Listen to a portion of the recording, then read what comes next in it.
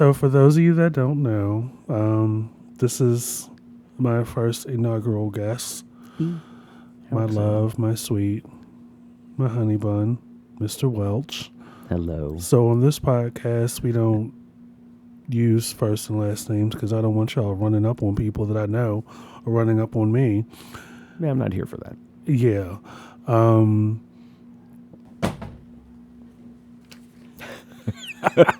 That was smooth. Professional right there. so, this is season 1, episode 5. I wanted to make a special. Well, I mean, all my episodes are special, but I wanted to make a special episode dedicated to interracial relationships and dating. If you've ever met the two of us at the same time, you know this could really turn into quite a moment. So I guess I'll start off by saying, or I guess explaining or giving our a little bit of our love story. So, Mr. Welch and I met 2 years ago by happenstance. And I say happenstance because I didn't know he was going to be there where I was going with a friend of mine. And the same for him.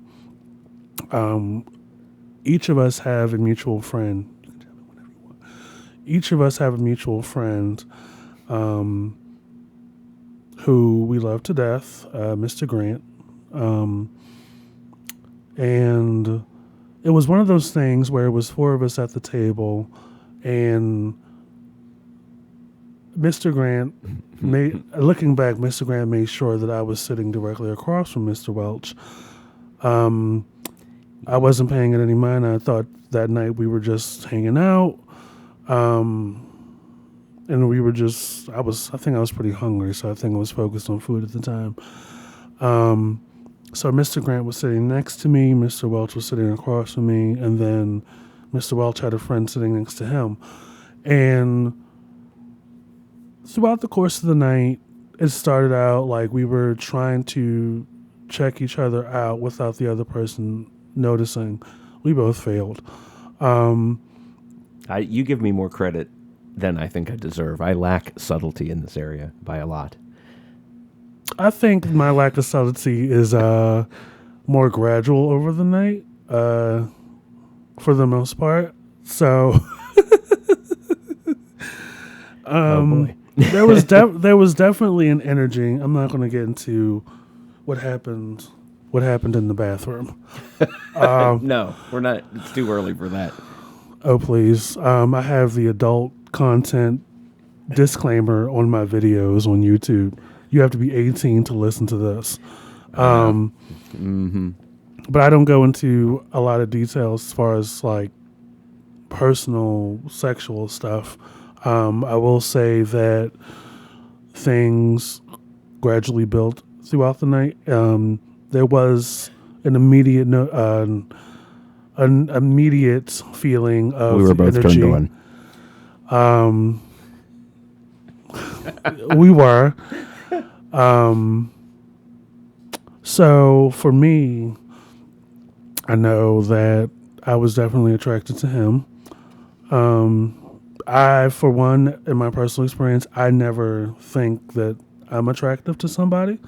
I just go and just having conversation, just talking about stuff and just being in the moment. But there is that one special circumstance where I do go for it. Like, because oftentimes there have been times where I'm never sure and the other person's never sure, and you just go the rest of the evening wondering what could have been. And I hate that. Like, as I've gotten older, for me, I'm more ready for going for something than walking away full of regret. I know in life I think people will get more out of life if they just go for their opportunities instead of analyzing and overanalyzing what could have been and living with regret and living with this feeling, damn, did I miss my chance? Would my future have been different had I approached the guy? And there have been numerous times in the thousands where I've driven away like, damn, I should have went for that, or I should have said such and such at the time. Because, a lot of times when there's a lot of energy coming at me, I tend to either shut down or I just overthink, and I'm like thrown off a little bit. But anyway, getting back to our little love story, we hit it off pretty much from Jump Street, and later on we were both hip to the fact that we were set up. But that's more a reflection of the instinct nature that Mr. Grant has when it comes to people. I left with him and his husband, and I was in the back seat. We were about 2 feet away from the parking garage where I left my car. And I sat back in the back seat, and I leaned in. I was like, "You set this up, motherfucker, didn't you?" He was like, "Yeah, yeah, I did." He said he knew that that's the kind of guy that I wanted. And not for nothing, like, I never went into a type or this whole preference thing, which I think is some bullshit, because people use preference as a hindrance instead of an incentive. So, like, the extent of my friendship with Mr. Grant is that we socialize, but we never get too personal.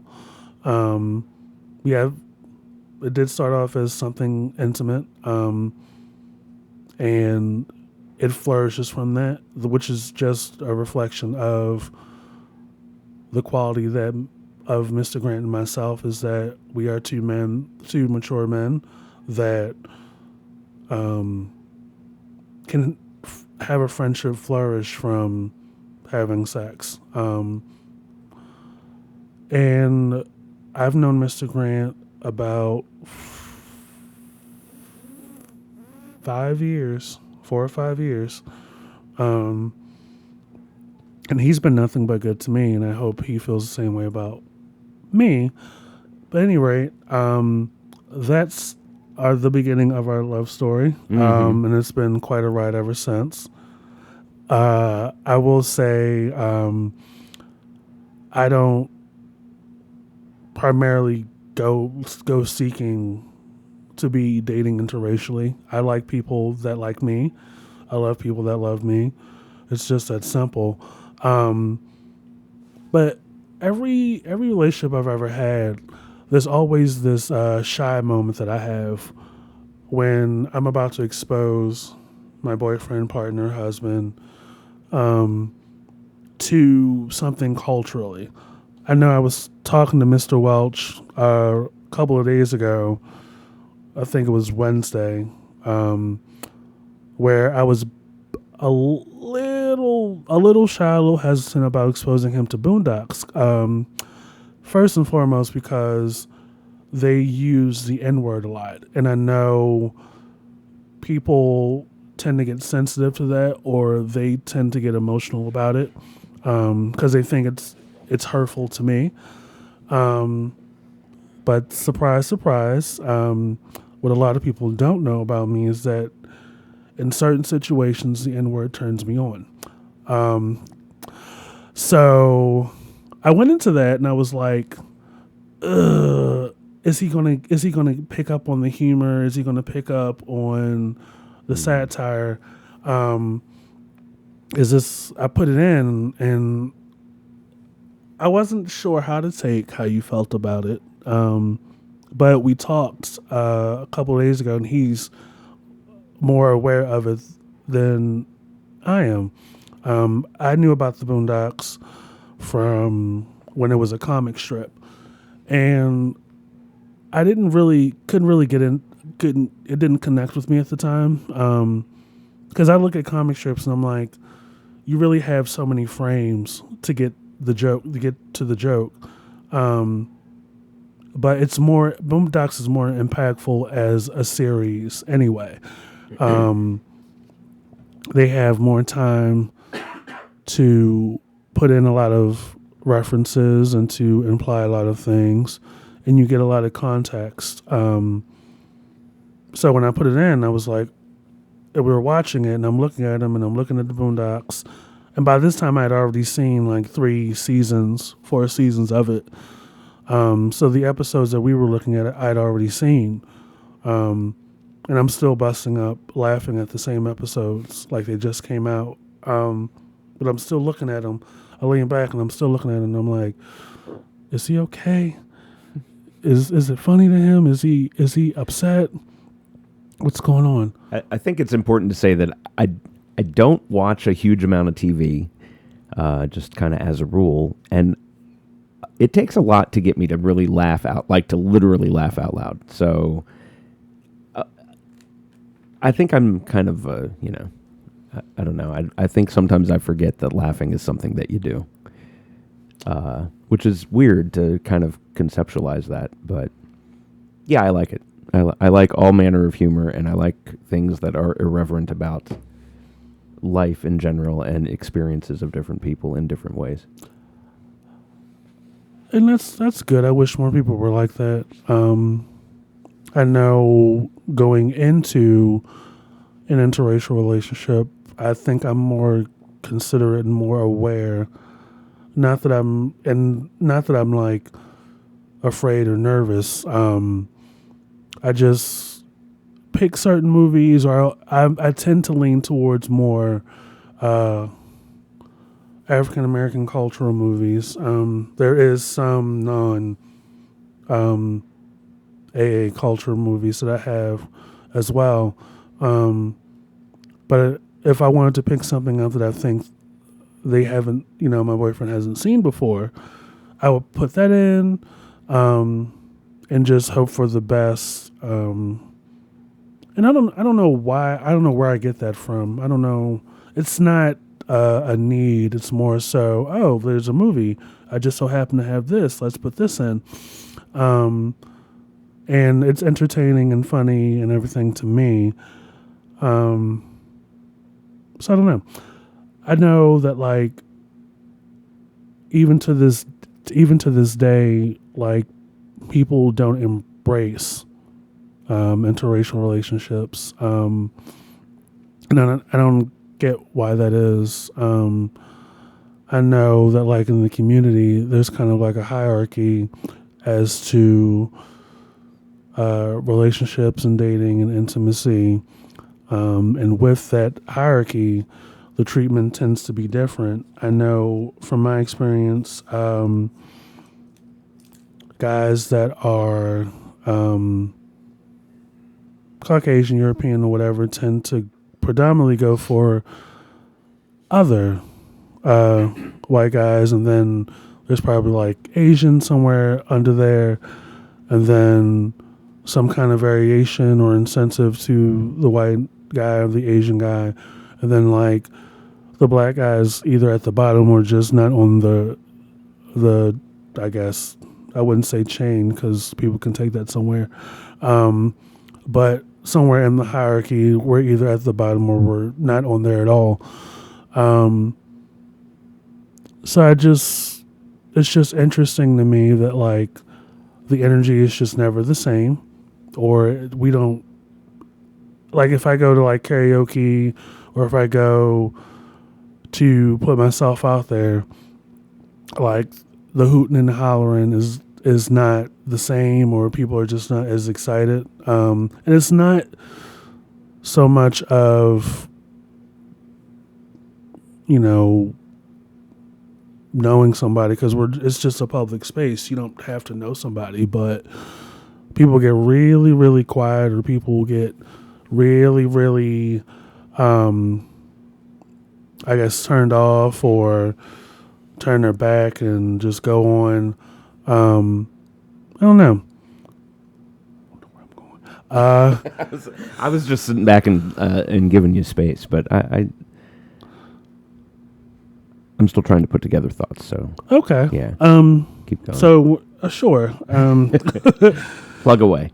So I first came out when I was about 17, 18 years old, and at the time, I would say I was in a long distance relationship with someone living in Mississippi, and I was living in Texas at the time. Had never physically met the person. Just kind of give you guys a context of my evolution. Like, I wasn't always smart, and I didn't have like anybody to hold me by the hand and lead the way. I never had the birds and bees talk. I never had the red flags or warning signs talk by the time I entered into something like that. But I knew enough of myself to know what I wanted and what I required. And over time, things started to not make a lot of sense to me as about this guy. And I was starting to feel like I was low priority. And he would come back whenever we would talk on the phone. There just happened to be the situations that he would find himself in where he would sleep with his roommate, or he gave me this really crazy story where he was like, I came home from the bar and went to sleep, and I woke up and there was a guy riding my dick. What? Right. Right. Like some guy followed you home, walked into your apartment or house, and started riding your dick. So when I hear stuff, I still laugh. It's been almost 18, 19 years, and I'm like, oh. How do you think that sounded in his head before, because he thought about this. This probably wasn't something that just came falling out of his face. He needed to have a story. So how do you think he thought it was going to go when how do you think he thought it was going to go when he was telling you this? He had to conceptualize this, right? So I think what he thinks is what a lot of people think when they see me or hear my voice, is that, oh, I can just tell him anything. He looks friendly, he looks nice, he looks naive. Mm-hmm. He doesn't have any common sense. He doesn't know how to act. He doesn't know how to think. And he'll just believe anything I tell him. But I was probably, 18, 19 at the time. And I was living in Texas on my own, away from family and stuff. Had a few friends. And I was like, in the back of my mind, I'm like, this is some bullshit. But let me see this play out. And I still have that same approach to this day. I'm like, this is some bullshit. Let's see where it goes. I'm not going to confront this now, but let's see how this goes on the back end. And I think more people should do that in life. You don't have to address or make a blow up now because you're going to put the other person on notice too early on. But you also have people out there that show all their cards in the beginning. And now it's like, oh, now I see you for who you are. I'll move accordingly. Right. So it goes both ways. So I think I picked up on that skill then. I was just like, okay, so when I started speaking to you, you were roommates with an ex. And then as time went on, you slept with a new roommate. Now this story about, a guy followed you home, you were passed out drunk, and you woke up with him riding your dick. Okay, well, first of all, I've never heard of anybody being so drunk that their dick's already hard. Right. Secondly, your track record up to this point is not good. You're kind of coming off to me like you're a little less boyfriend material and more for the hookups. And like we had been talking for about a good probably less than 6 months, right? So yeah, that's a lot. Mm-hmm. That's a lot. Yeah. So at some point, I mean, I had his picture or whatever. I was writing him letters, and I wrote him a letter, and I got real honest with him, and I had said in the letter something to the effect of, "You're a little too promiscuous for me." Mm-hmm. And up to that point, the conversation was fine. His tone was fine. We were cool or whatever. He took the letter. Well, he claimed on the next phone call after that letter is that his mom found the letter and had questions about it. And they sat down together and she read the letter out loud to him. And she took issue with the word promiscuous and him being called promiscuous. Okay. So that conversation was about that. I'm going to assume that she was not aware that he drunkenly woke up from being passed out hard. Allegedly having his dick ridden. Right. But right. I have a series of questions, but I don't think I need to ask any of them. No. So, like... Anyway, carry on. And still, we hadn't met each other. Hadn't spent any, like, a weekend or been physical. Again, like, I'm 18, 19 years old. I'm in the military, can't publicly date somebody. Right. Unfortunately. I mean, at that time when I was in the military, people, service members were getting their faces bashed in with baseball bats and killed if people assumed that they were gay. Wow. Barry Winchell. If you have never heard of that name before, Google it, look it up. I have a movie based on his romance with a transgender woman, Calpurnia McAdams. It influenced my life a great deal. But at any rate, like I couldn't publicly date him, but I'm not going to be a fool though. Like that's just crazy to me. That's put my life at risk, especially in a red state like Texas. Mm-hmm. So, needless to say, that didn't go too well, and that was, I guess, my first taste of dating, if you want to call it that. But I think there's like this theme where in my past with relationships and stuff is that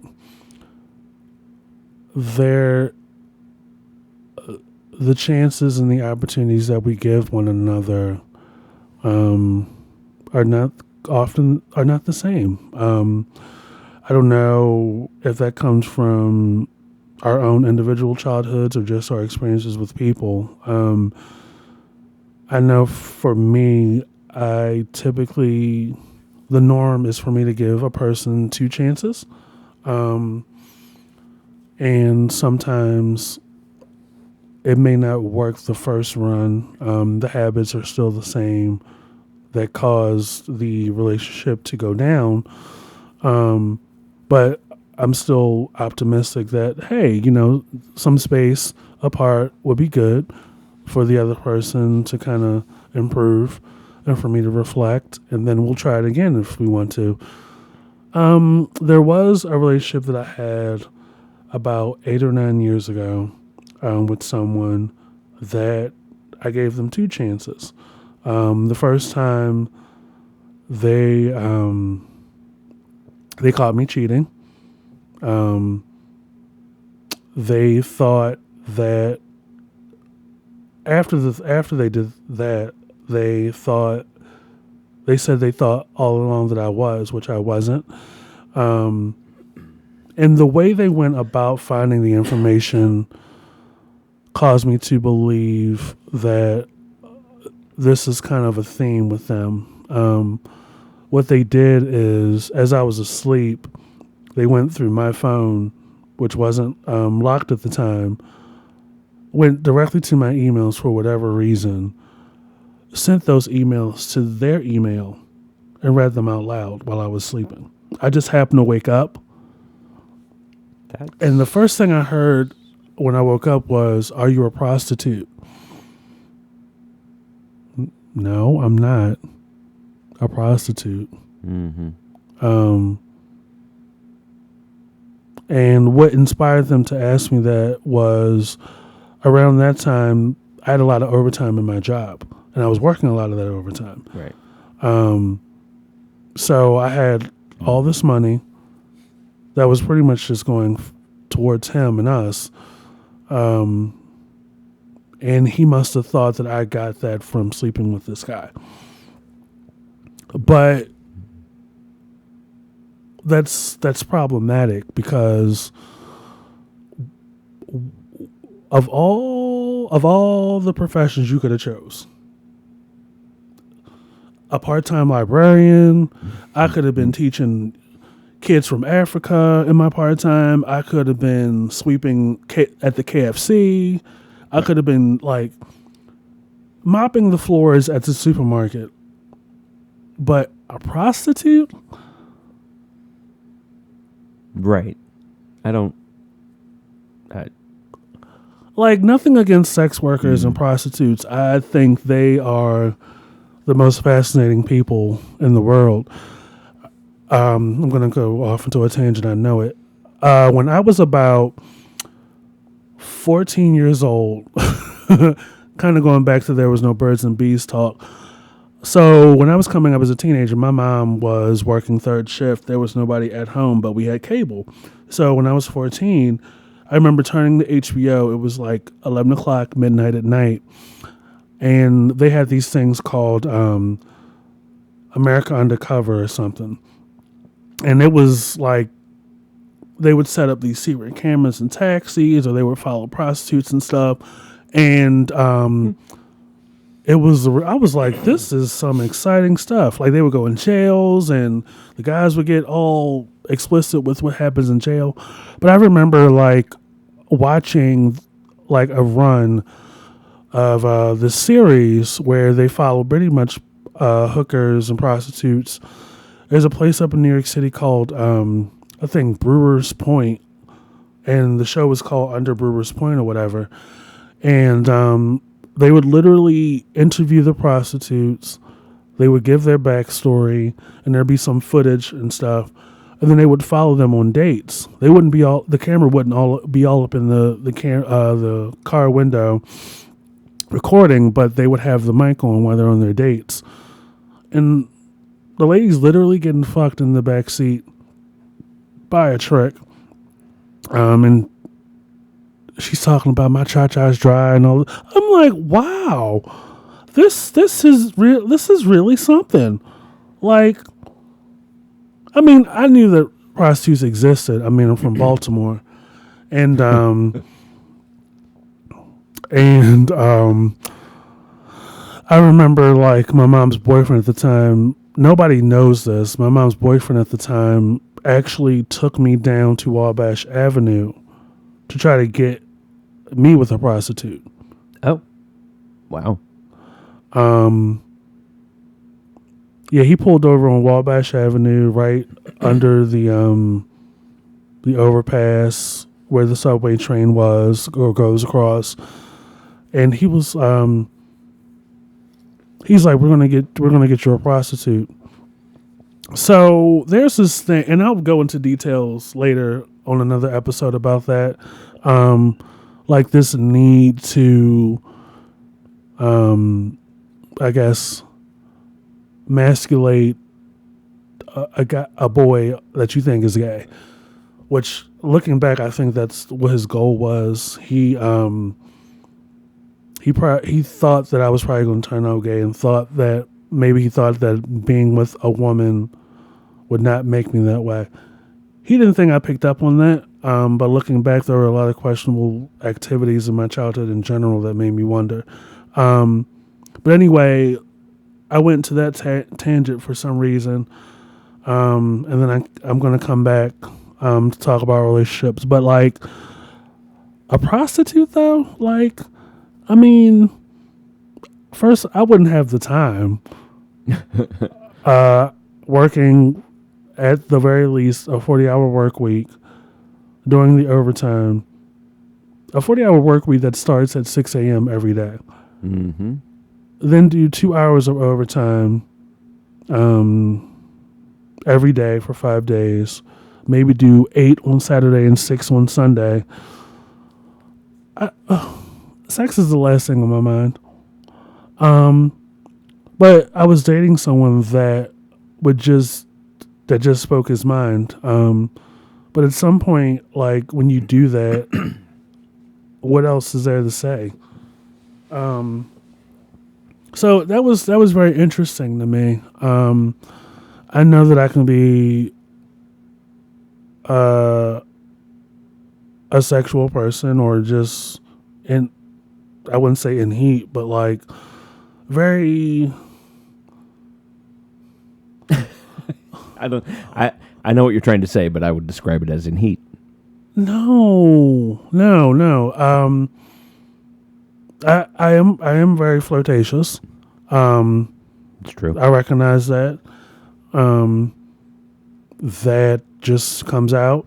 I know I'd water it down by saying I don't flirt. I effervesce. Like the what's that thing that comes out the ground? The geyser. Yeah, I guess that's the wrong. That's probably visual. No. No. I mean, that works, but not for what you're going for. But see, here we are going off on a tangent. But anyway, as you can clearly tell by now, I didn't have the best track record with relationships. But at the end of the day, for me, like, I never give up on somebody. There was this one time I was just like, yeah, I got to drive you back because you're doing a little too much. So, yeah, I mean, you're not saying a whole lot, Mr. Welch. I'm just taking it in. That's what she said. Okay. So, with our relationship, there's a lot of funny stuff, a lot of funny times. I wish I could take these mics into the car with us because you catch a lot of random stuff. I know our running commentaries crack me up. Like, doesn't matter where we're going or what we're doing. There's always some sort of, bullshit going on with the roads, or people driving, or just, people who clearly don't have someone to say, don't go outside with that on your body. Right. And we launch off from that into all manner of goofiness. Yeah, we do. It just proves the point that no matter how different we look at from the outside, we're more similar than we let on. How we think, how we view the world, how we see things and see people, and we have a lot of fun along the way. I know that for me, I'm very thankful and very blessed to be with Mr. Welch. And that just stems from my heart and my bones. And just the turnaround that my life has taken since he's come into it. I haven't had for whatever reason, not under my control, the best outcome as far as relationships come. Try as I might, I go in optimistic and positive and grateful, and then life or the universe, for whatever reason, just turns it. And I don't take it as a loss. I take it as a lesson, really. There's a lot that I've learned walking away. There's a lot that I've learned being, dropped from by guys and dismissed, so to speak. And the lesson is that never repeat the same habits, or else you'll go crazy. So yeah, I don't know. I think I've gotten better with each relationship. I've had a total of maybe 4 or 5. This is my 6th one, and it's been great. It has been. So, Mr. Welch, you want to give some contribution or input to this interracial relationship thing? Not just ours, but like your thoughts and feelings. Well, I think I really can only talk about ours because this is really the first relationship in general, but first certainly interracial relationship. Because my ex was also African American. But it was a very different dynamic and probably shouldn't have happened. Mm-hmm. I mean, it should have stayed a friendship and not gone more. So I don't know what I'm. This is a learning experience for me in a lot of different ways, and I'm learning a lot about life in general just by going through this with you and learning with you and figuring each other out as we go. And when we step in the wrong direction, we're there to help each other find the right way to go in our interactions with each other. Because I know sometimes we kind of doesn't happen often, but every so often we're kind of not on the same page for a little bit, and then we regroup a little bit. We so not for nothing, we're both pretty strong. We have strong personalities. I can only speak for myself when I say this. I'm a complete fucking mess. I think I am too. So. I am a complete fucking mess. And that's on just about every level because I've been through a lot. Pretty much as far back as I can remember. And things were dysfunctional, things weren't stable, things were just really crazy. Save for about 6 months of my life when I was about 11, 12 years old, and I went to go live with a family. They had a mother and a father in the house, which I had never seen before because my mom was a single mom, right? And she was a single mom dating. So she had a steady boyfriend on and off that was problematic for me, but also problematic for my sister. And looking back, there were a couple of red flags and signs that maybe she shouldn't be with this guy. One, first of all, that I'd shared with you about him trying to get me a prostitute at like 13 years old. And then she, after that, kind of fizzled because at one point I think they were engaged. I never saw a ring. And he wasn't as active in his own son's life, but here he is in my mom's house trying to tell me what to do.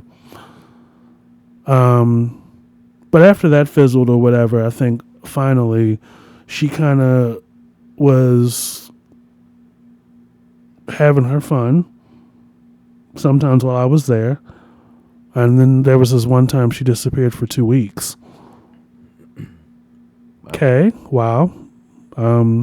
So like, I went from 10 or 11 years of being around her to finally seeing some stability, and then my dumbass decides, when the police officer asked me who do I want to go with, I decided I want to go with her, and within like a year or two, I'm back to the same dysfunction.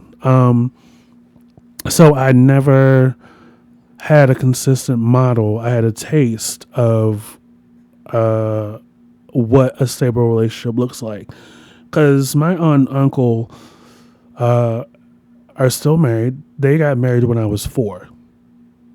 I am almost 40.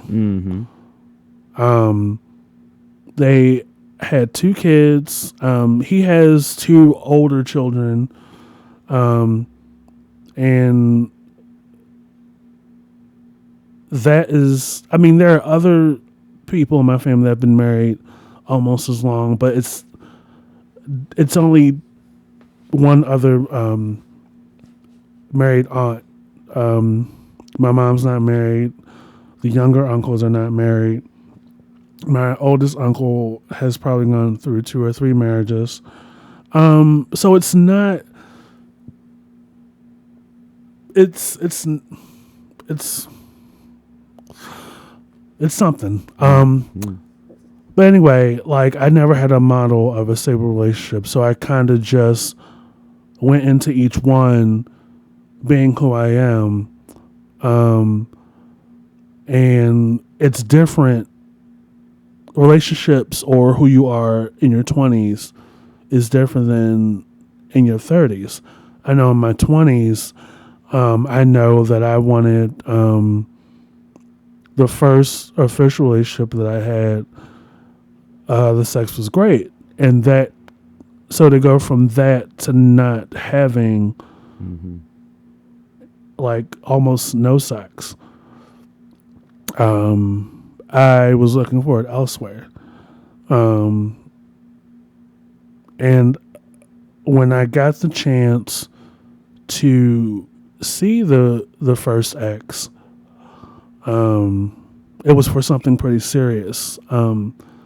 My dog at the time, who I had for about a year, and then when he and I broke up, he looked after her and still had her up until that time. She had just had 9 babies, right? So I went to go see her, and we were talking and everything, and I got to reflect on my relationship with the guy that I was with at the time. And I said to the guy at the time, we need to talk. So he automatically assumes that he knew where I was because I told him, but he thought I was up there to fuck my ex. Now this is during our second attempt, because I gave him a second chance, right? Or, he gave me a second chance too. And he was back to the same thinking and the same mentality, and I was just like, yeah, you're back to your old bullshit. I'm just gonna let this ride out. And that was that. And I think in my 20s, I was looking to further what I thought was a stable relationship, or further the stability part in life. Like, I was just moving, like, to Texas to be in the military, come back, not have a job, not be in school, kind of find my footing, and being in a relationship, I thought that I would finally have some stability. So when I get to that point and I get comfortable and I think, oh, well, this is going to be life now. I can just be who I am. And then you get hit with another punch.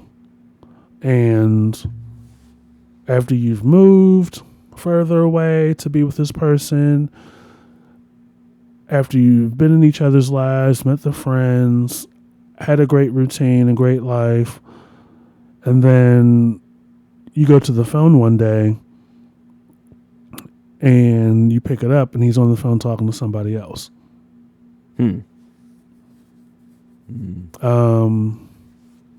It's like, oh, okay. And I was like, okay. So, of course, I joined the phone conversation because... Of course you did. Right, because, I mean, any place where I'm paying the bills, I kind of want to know who you're on the phone with. Mm-hmm. So I joined the conversation like I was on it at first and then went to the bathroom and came back. I did one of those. Just started chiming in. I was like, "Oh, hey. Oh, how you doing? Are you the other guy? Hey, nice to meet you. What's your name?" And then like the line goes silent. And then the guy I was with at the time says that he'll call the other guy back. So I hung up the phone and I went and I sat on the desk and looked him right in his face. I was like, "Is there something you need to tell me? Because this is your opportunity." Mm-hmm. Didn't say shit. So within like 2 weeks' time, not even a month really, he moved the other person in. Oh, wow. While you're still there. Wow.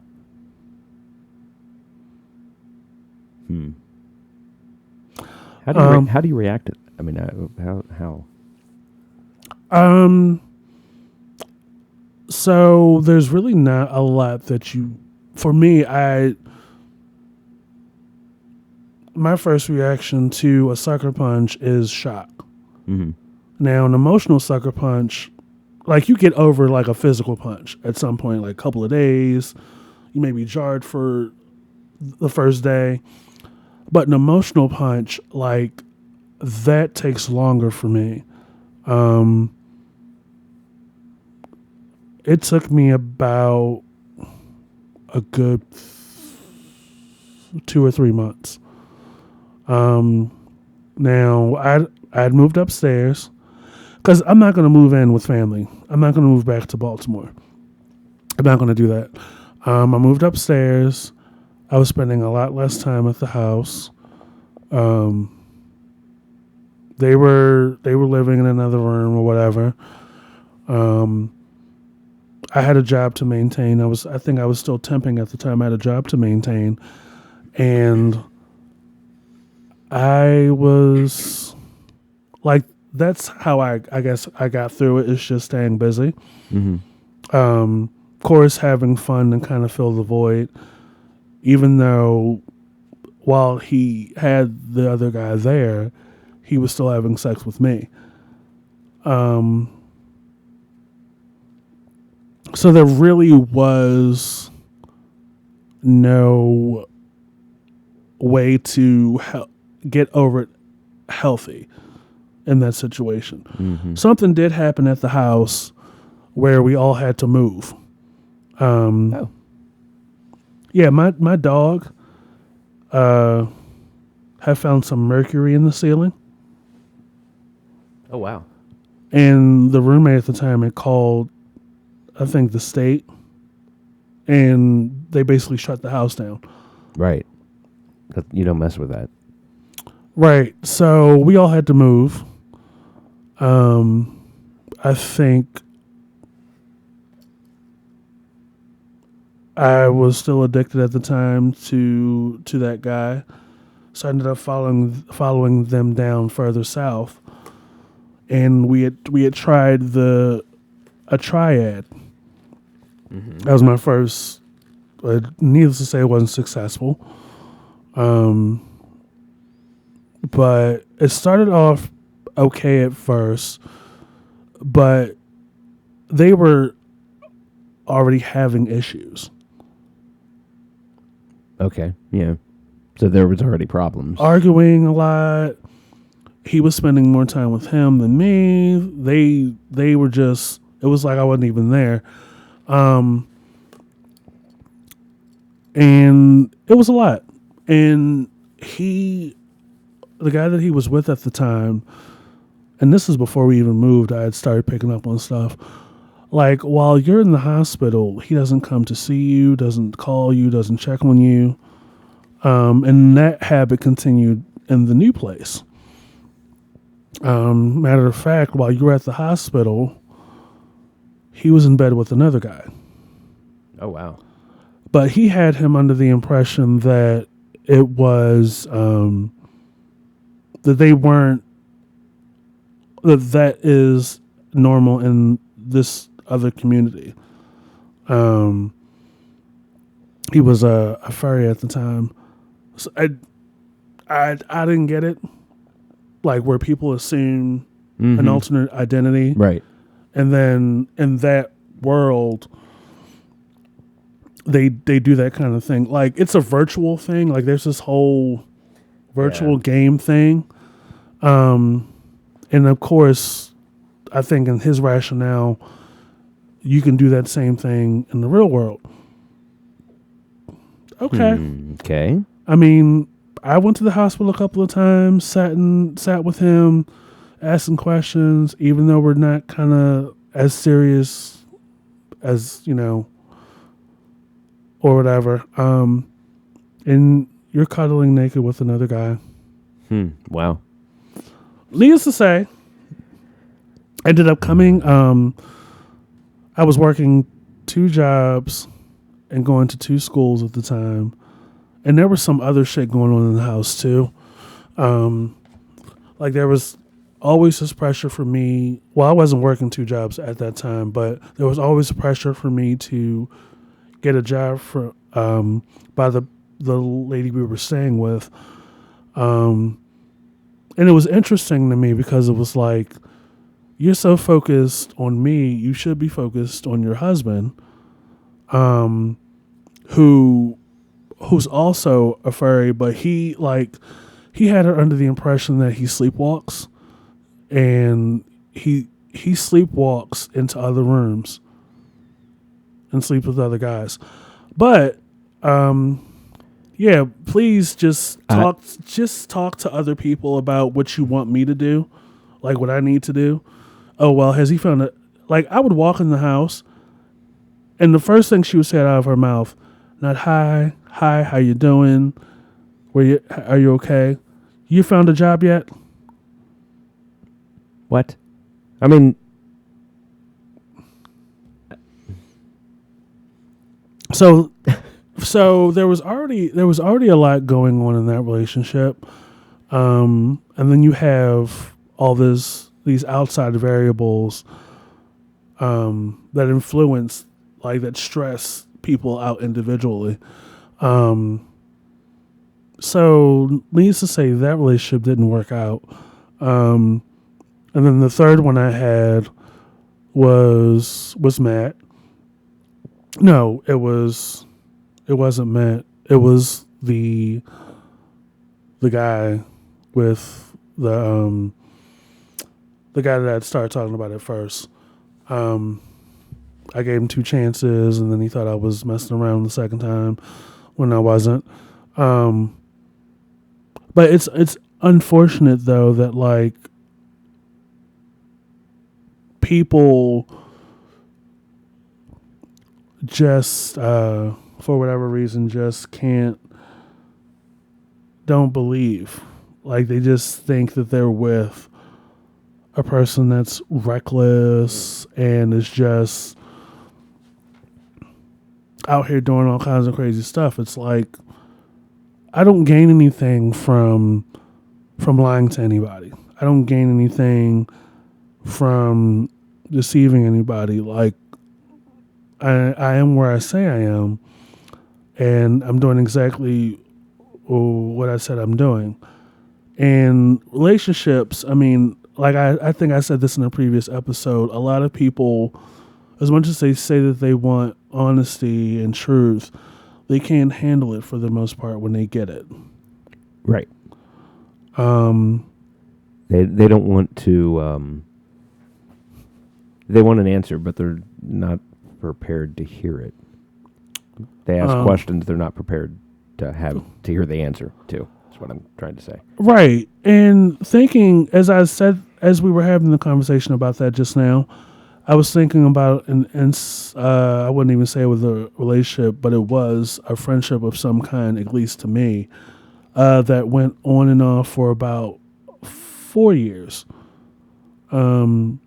It started somewhere around 2012, 2013, and it went on and off up until 2000, actually up until the night that I met you. Really? 2 years ago? The last time I saw him was the night that I met you. Oh. And in those 4 or 5 years, we came together as a date. Like, I came all the way out to where he was, and we met at the Denny's. And I was like, he's a lot cuter in person. And we talked, and his energy was a little low. He looked a little stressed or whatever, but I was attracted to him. And we were at the Denny's for about a good hour. We went to his car, and we fooled around a little bit. And then, there's always like this time frame, this time that goes by of like a couple of days, a week, 2 weeks, where you just don't hear from him. And I just assumed, he wasn't feeling it. And I remember him telling me that he wasn't feeling it.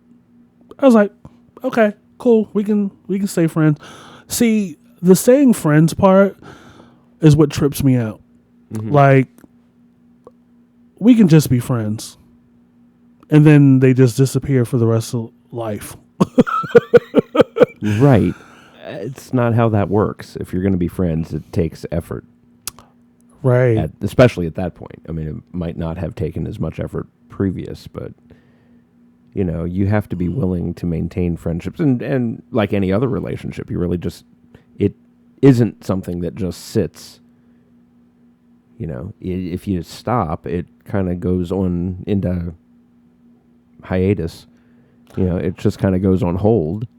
And you might re-encounter each other and pick up like you never stopped. I mean, I have several friends that live elsewhere in the country that we don't maintain constant every day, every week contact, but I know I can pick up the phone and call either one of them, and it would be like we had just seen each other yesterday, I think. But it takes effort. You can't just leave it for too long. Yeah, because as I'm getting older, I'm like, that's kind of like emotional abuse.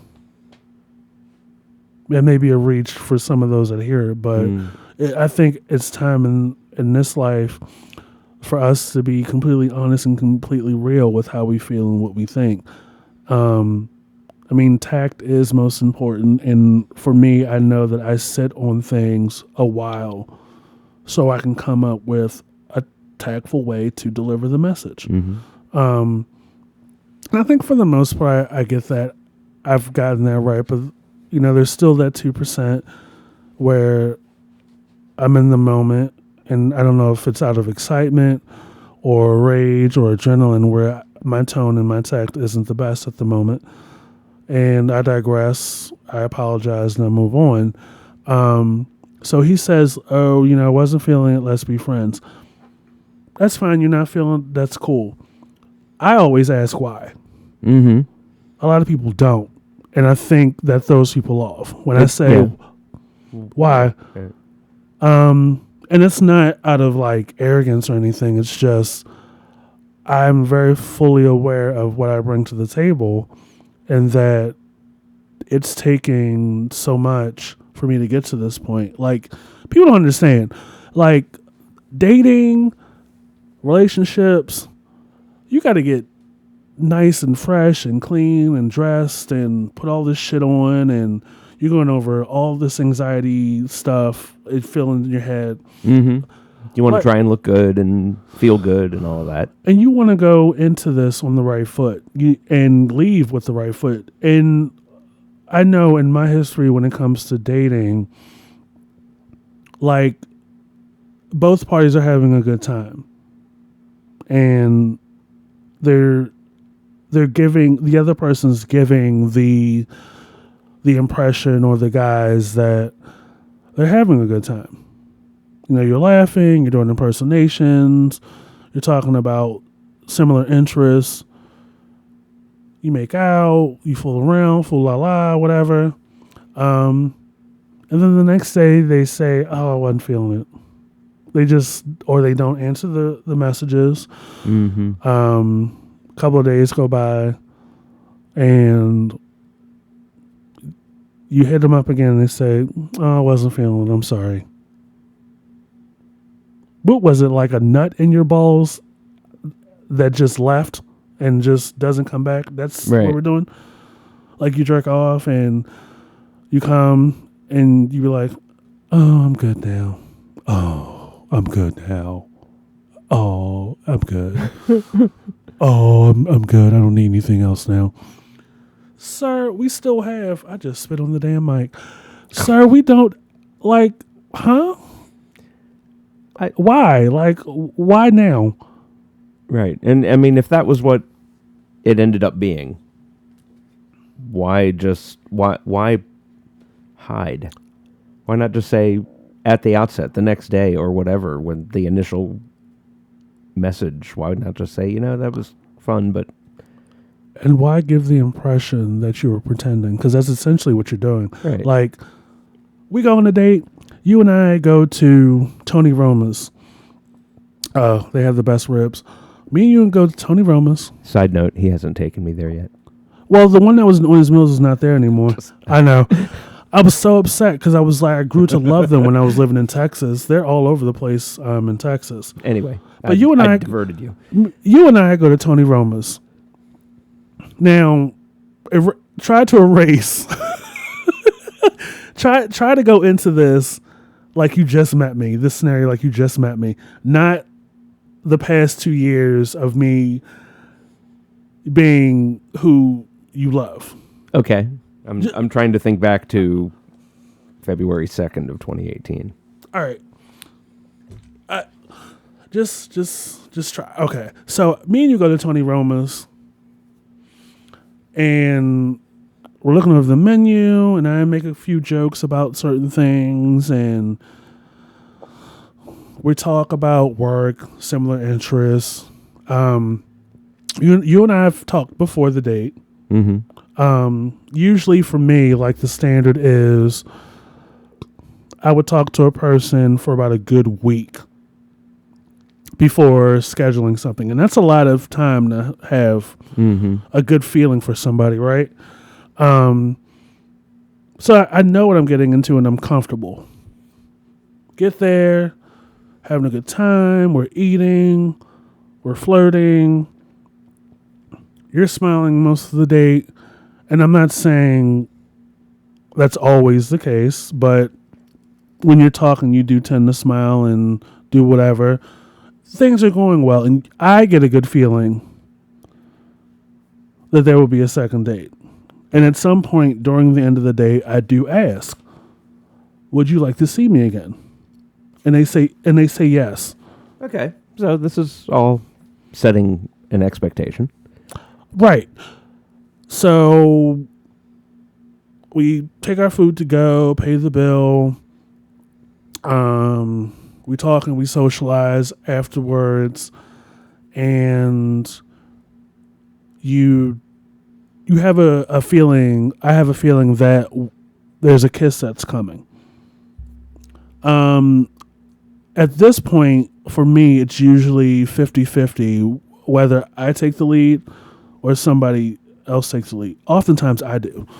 And it's like at that point, I'm thinking, looking back on certain dates, I think that I feel like I'm leaving myself open by taking the lead. Mm-hmm. Maybe that's it, but I don't know. But like, I don't hear from you for a couple of days. I may check in, may not. If I don't get a response to the first message, I'll wait. And then you say you weren't feeling it. Thanks. I had actually had one guy the same day, the same night, send me a text message after we had made out. Mm-hmm. And I mean, not to toot my own horn, but I'm pretty good in that area. It's true. He sent me a text message 9-something at night saying, "Oh, I wasn't feeling it. Sorry," and put a sad faced emoji at the end. Oh, okay. Because you definitely were driving away smiling because I saw you. Right. Like, we're still doing mixed signals in our 20s and 30s. Like, you're supposed to be the compassionate, from what I gather, the compassionate, nice guy. You give the impression that you're into black guys. And it shouldn't, and here's the thing. It should never be that way in society where we are restricted, as people of color, restricted to that kind of thinking. Oh, well, when we see somebody, they shouldn't have to look at us as a person of color. It's just another man. But yet in this world, like, that's kind of how I feel like I have to operate. Because what I've come to find out is that non-people of color, when they are into men of color, they're more friendlier, they're more flirtatious, the energy is up more than a person that's not. And I've had experiences where in both scenarios.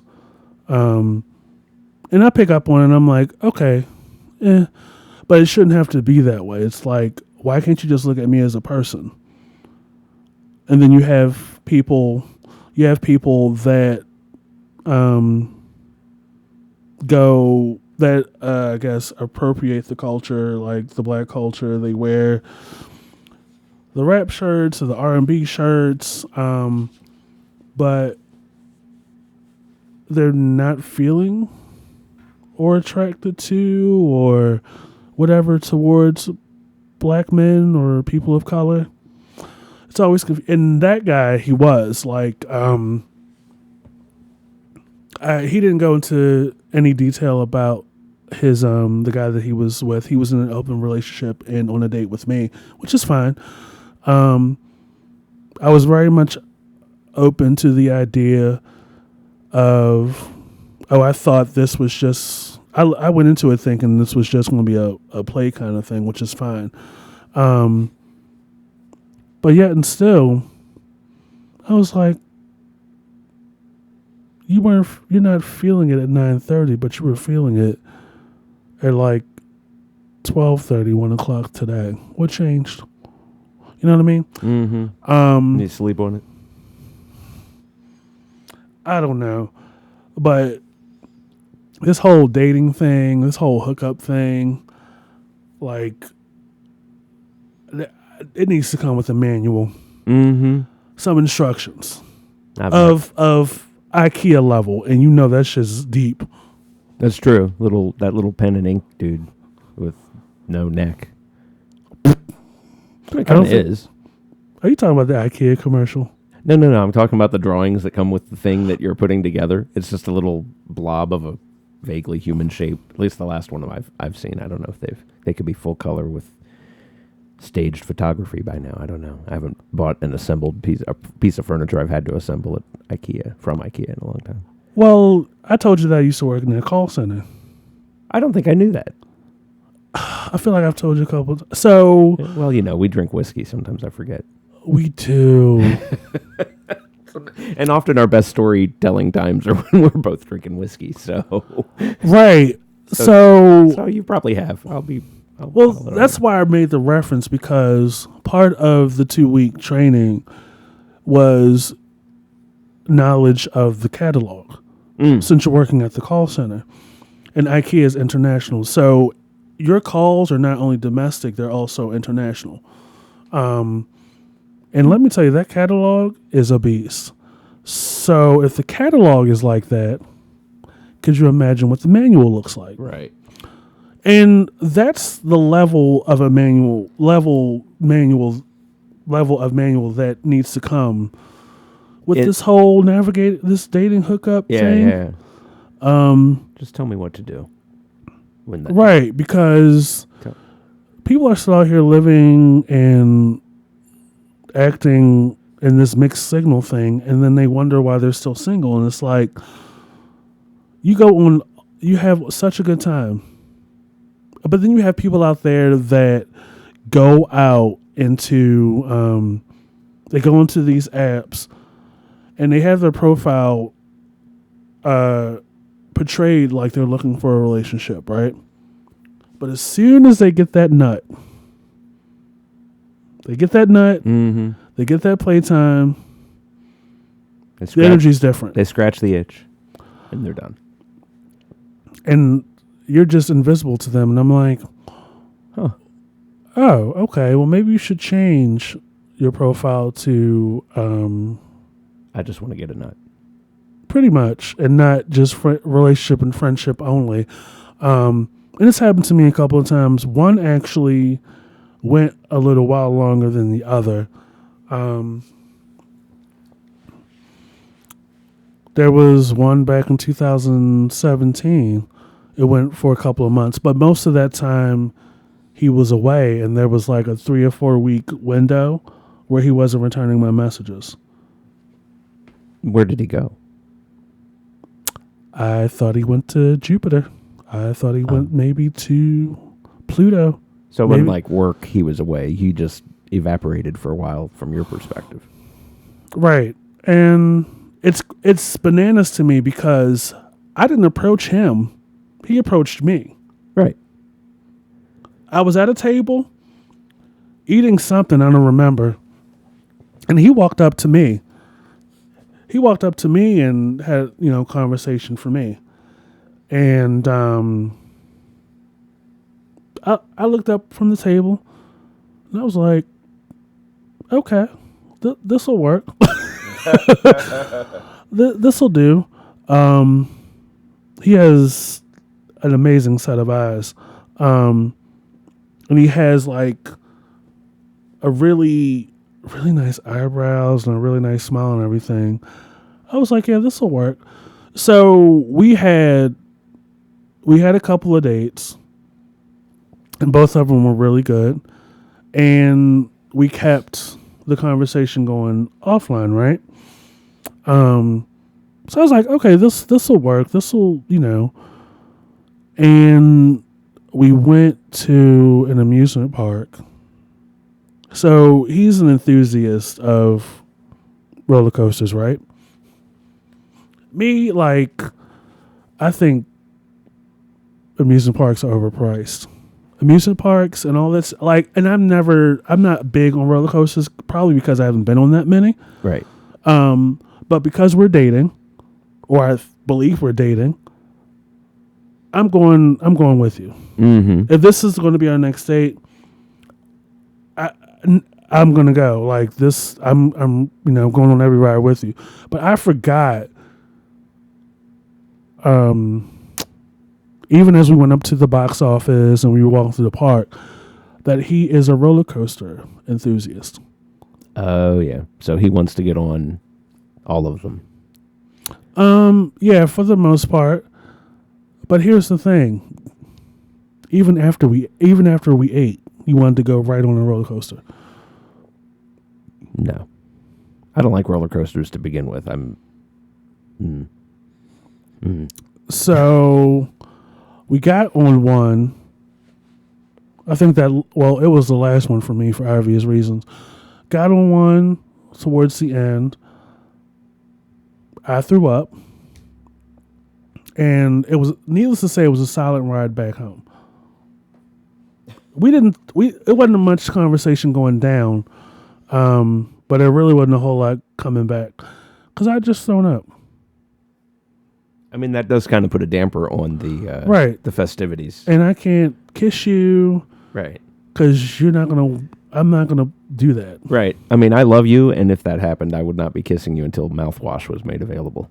I mean, I'm sorry, but a kiss on the cheek is is about all I'm good for at that point. Right. So, like, we did not just throw up. We were just making fun. But yeah, like after that, it was like almost a month that I didn't hear from him. And I thought I'd just ping him. And he pretty much broke up with me over text. And I'm like, oh. Wow. That's rude. It is. And looking back, I realized things probably changed after we had sex. And I don't understand because I'm pretty good at sex. Yeah. You're really. Well, thank you. And I'm not saying anything for myself. This is what I've been told. But like, that's not even the point. It's like we're building something here. And I don't get why we're still doing that at our age. I don't understand why that we're playing these kind of games out here. Like, cause I had to get up out of bed for this. Right. I could have been home, feet up, watching the Golden Girls marathon, drinking a V8. I could have been doing yard work. I could have been anywhere else but here. Right. Doing something you probably would have preferred to be doing anyway. Something that adds to my improvement in life. Could have gone to a museum or right musical event of some sort. I could have been flying a kite. Mm-hmm. Just out. But here we are. With the taste of vomit in your mouth, riding home. Right. And then nothing. That's just rude. Yeah, we have got to stop the rudeness. Rude. Yes. So I know we went off a couple of times in other directions. But I want to basically have this episode dedicated to relationships, not just interracial, and just how the dynamics change and they shouldn't have to in the community. I look back sometimes a lot less now than before, wondering, well, that could have really been something. Mm-hmm. That could have really been something for the two of us. And I'm thankful that they happened. I wish the guys well, through whatever they're going through, if they're going through something. And every once in a while I still see that guy out and about. So it is what it is. I take every, separation or every difference as a lesson. It's not the end of the world to go through heartbreak or to be rejected. But it's still very much a shitty demographic of guys out there that operate in this, if I don't respond, I'm not interested. And I'm like, you took time out of your day to create a profile, to put pictures, a little photo album together, the dot, the little thing in your in your profile is green, and you're playing games. Mm-hmm. I mean, no is the word no is 2 letters. Right. Usually when you type the N on a predictive text, it comes up with no is usually one of the 3. And then when you finish typing out no, there are other predicated texts. Right. That could help you form an entire thought. A respectable one at that. Right. Just say so. It's fine. We're Like, all adults. You know, you type out the word no, and then the next suggestion may be thank, and then the next suggestion after that would be you. No, thank you. Let's see what happens. N. He's pulling out his phone. Oh, look, right there in the middle. No. Right. Thanks. He's texting it out. For a little while today. Well, it kind of runs off the rails, but the first 2 words should be enough to get you at least as far as is minimally required. Right. So, majority of people that use these apps are iPhone users, so we're very well aware of the, you call it Predictive text. Predictive text. For whatever reason, I thought there was an A in there. Predictive text, where as you type out the first word, there'll be 3 suggestions above the keyboard to choose from to form the rest of the statement. I'm confident that Android phones have that too. So and it learns. So if you learn to say no thank you to things, it will learn to help you type that with even less effort. That sounded snarky, didn't it? That's an aha moment. We live for snarky moments on this podcast. I'm just saying. Keep them coming. I can be snarky. Snark is good, yes. You know what? Just be polite. That's all that matters. Yeah, it doesn't cost you anything. It's free of charge, and you're not as busy as you put yourself off to be. Nobody's busy. Not that busy. No.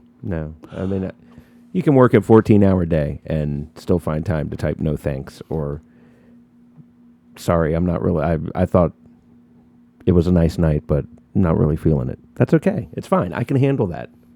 Don't act like you want something and then disappear and then reappear later wanting it again and then think I won't remember that in between you weren't even communicating.